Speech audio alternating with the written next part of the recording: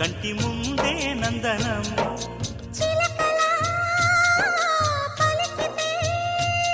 ఉండిపోదా సంబరం ఉండే కాదా మందిరం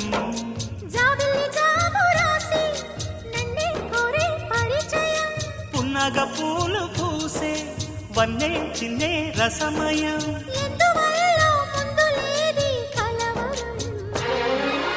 అగిరి పడిన పెదవికేంటి అర్థం అడుగుతోంది